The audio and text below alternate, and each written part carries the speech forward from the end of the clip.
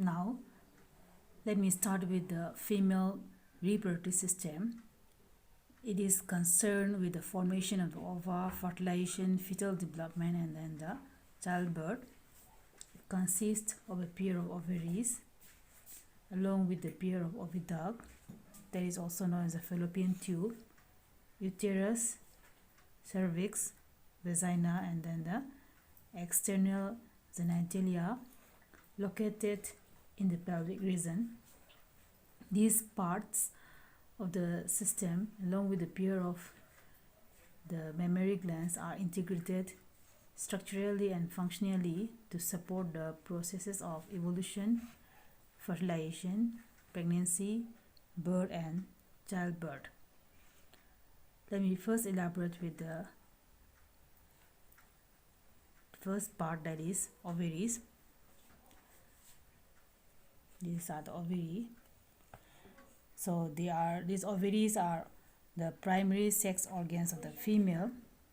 These are one pair, small sized, 3 centimeter into 2 centimeter into 1 centimeter, almond shaped structure present in the pelvis, one on either side of the uterus.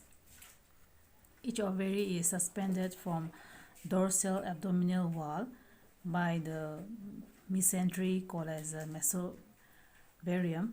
Each ovary is attached to the uterus by a double fold of peritoneum called as the ovarian ligament. So ovaries, unlike the testes, are abdominal in position. Each ovary is solid internally and is lined by a cuboidal germinal epithelium.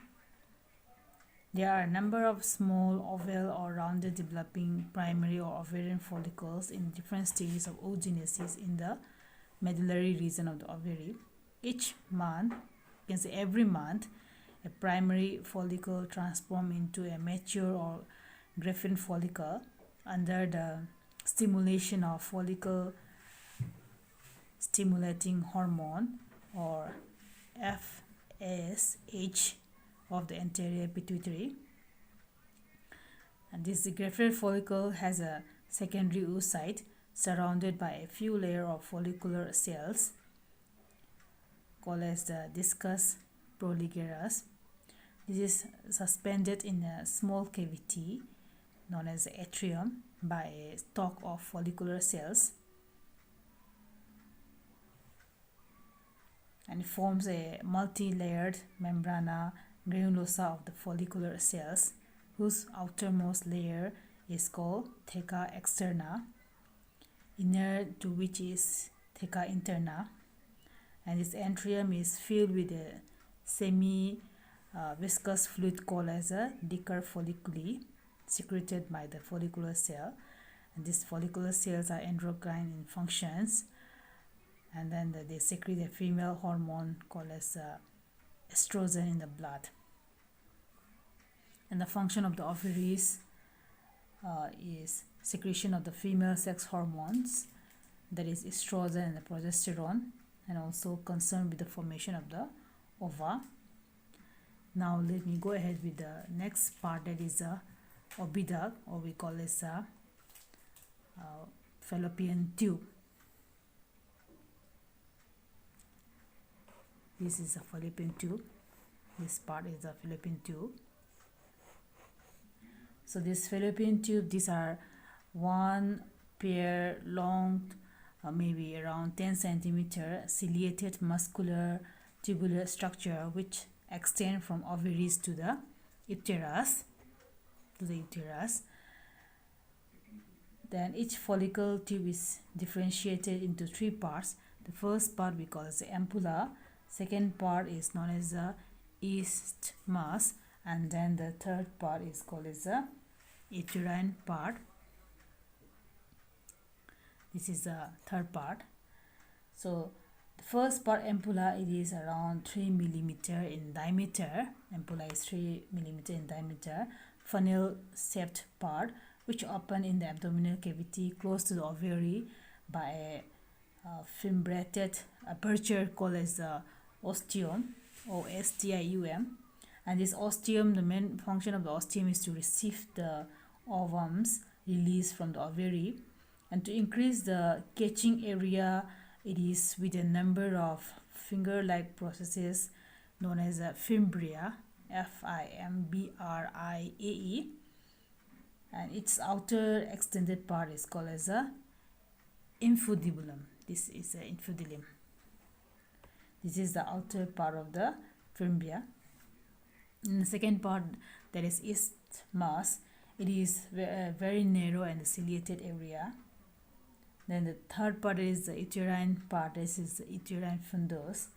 This is a very inner and narrow part which opens in the upper part of the uterus.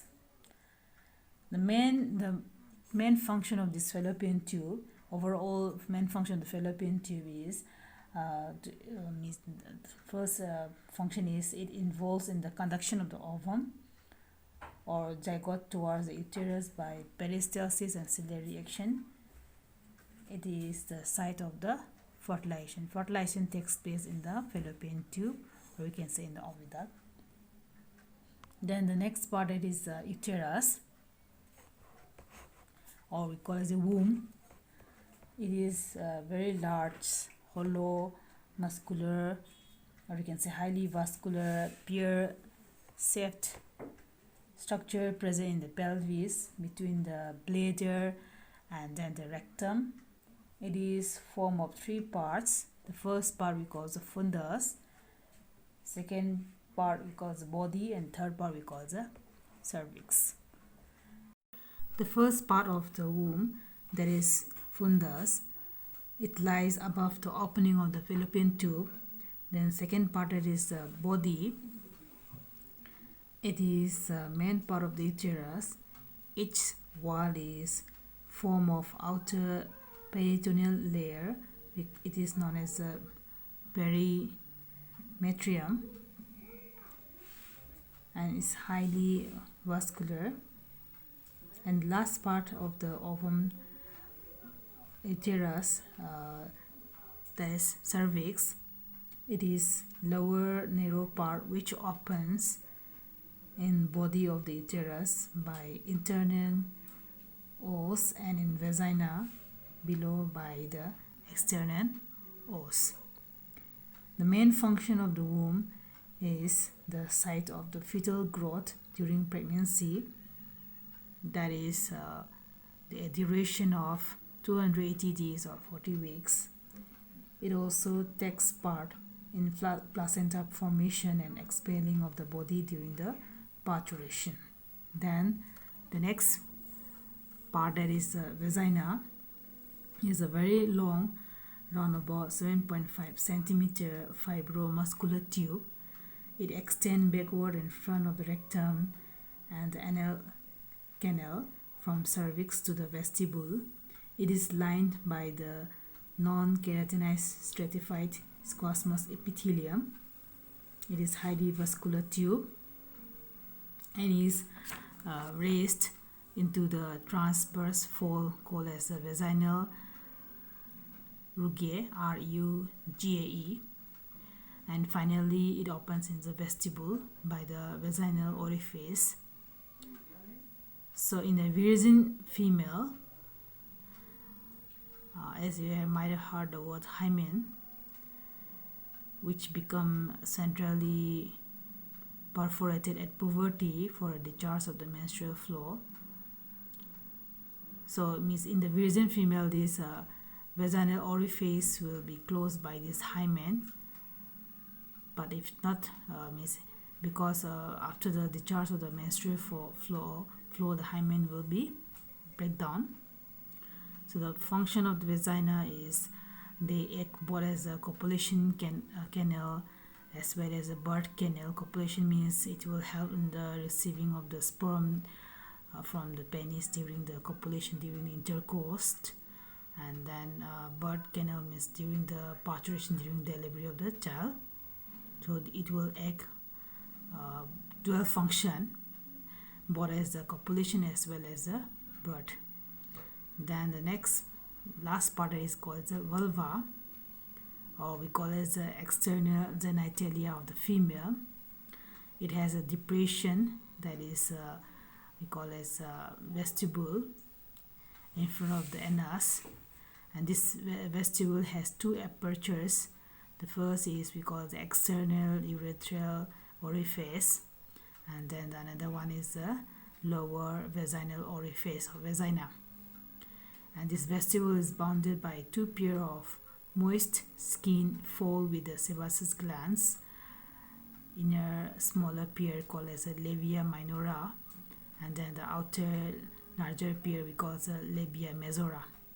So this labia minora fuse anteriorly to form a skin fold called as a prepuce in front of a small erectile organs that is called clitoris, which is homologous to the penis, as both are supported by the corpora cavernosa.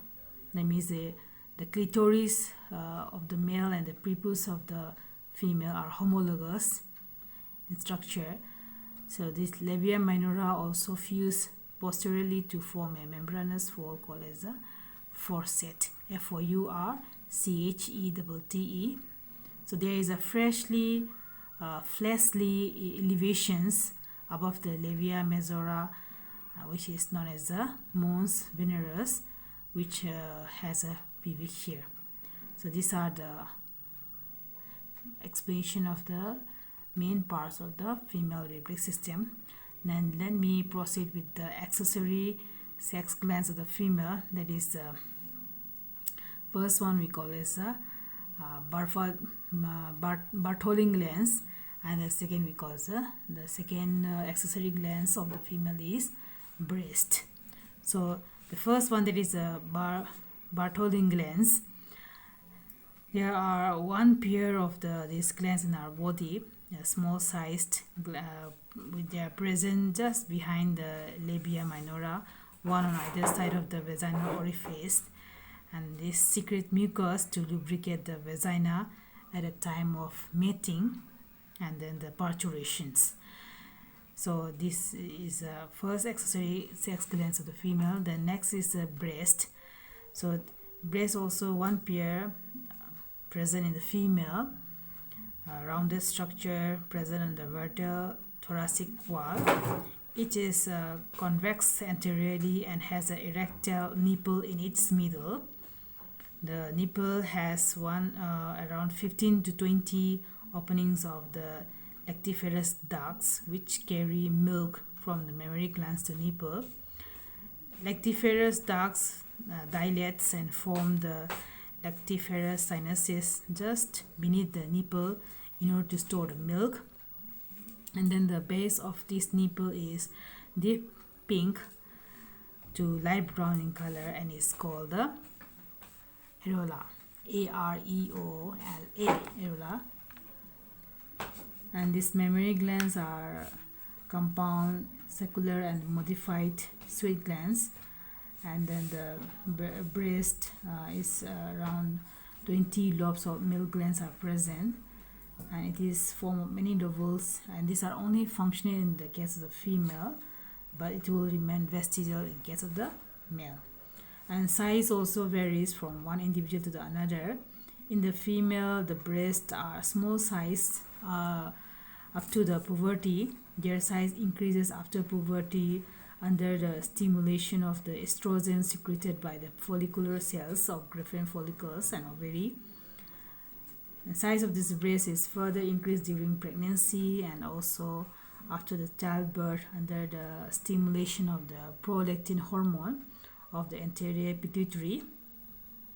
Milk release in the female is regulated by a certain hormone, for example prolactin and then oxytocin of the pituitary, nervous system, and also the psychic state of the mother. The human female, mainly it is form of the water, mineral like sodium ion, potassium ion, calcium ion, etc., fat droplets, milk protein like casein, and also the milk sugar like lactose.